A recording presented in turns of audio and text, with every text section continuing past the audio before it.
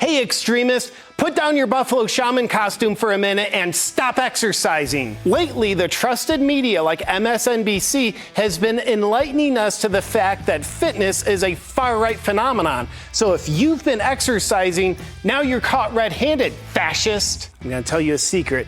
In my past, I had been involved in fascist fitness, so now I'm just trying to repent. That's right, the thought police at MSNBC have informed us physical fitness training appeals to the far right for many reasons. It teaches you to accept physical pain, to be warriors, and to embrace messaging around solidarity, heroism, and brotherhood. Enduring pain, being a warrior or a hero? Yeah, not things your government wants you to do, men. So trust MSNBC, because you're obviously going to be much better off just being a p***. Now, if you've never suffered from a severe brain injury, you might be sitting there thinking, fitness isn't far right, it helps me be healthier. Wrong, because that's exactly what a white supremacist would say who wants to valorize violence and hypermasculinity. Guys, look at all these racial hate symbols. So because your hands are full of calluses and your mind is calloused with hate, let me explain to you why fitness is far right.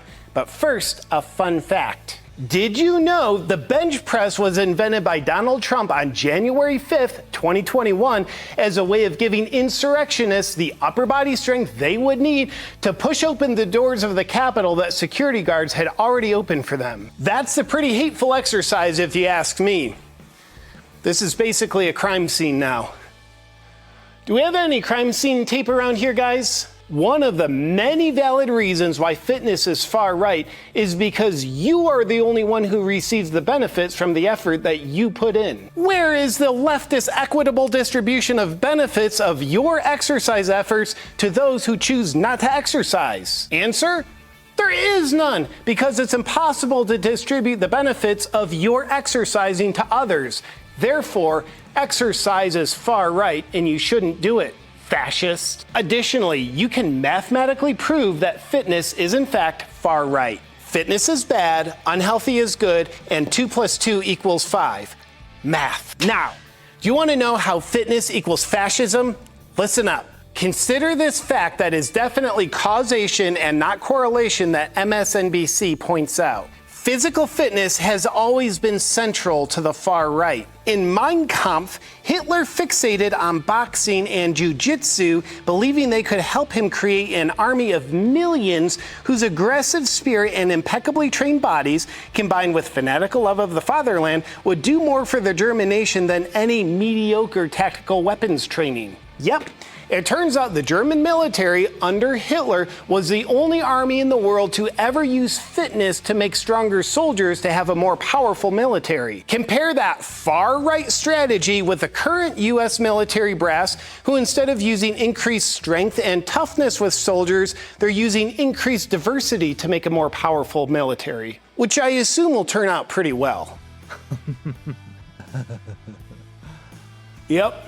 This looks like a Nazi hideout to me. With exercise, the far-right concept of self-responsibility creates an emotionally unsafe space for those who identify as degenerates and therefore have a phobia of self-responsibility. That means if you exercise, you are literally inflicting violence onto everyone who has blue hair and is currently sitting on a couch. But I need to exercise. I want to become a stronger person. Yeah, bigot. That's the problem. It is a far-right ideology to want to be a strong individual, but with what we're trying to do here, it's commendable to put your efforts into strengthening the state at the expense of weakening yourself. Weakening yourself strengthens your obedience to this state.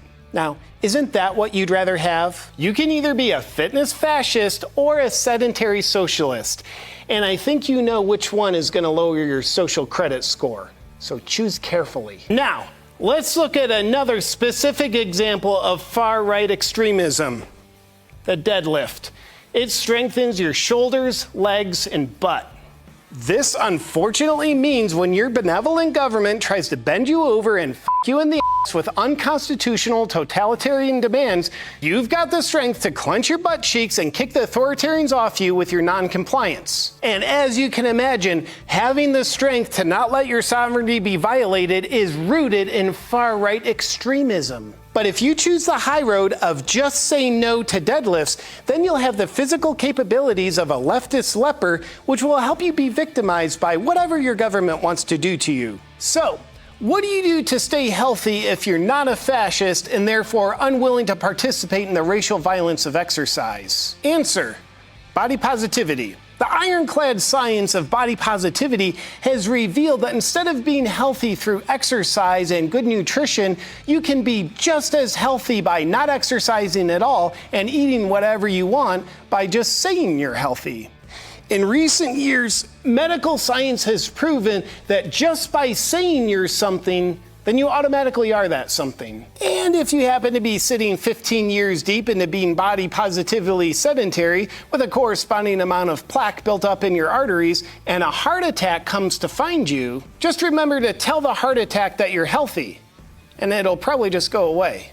Just like parents speaking up to degenerate school board members, if you exercise, you too are now considered a domestic terrorist. Now you should have a full understanding why fitness is bad and only far-right extremists do it.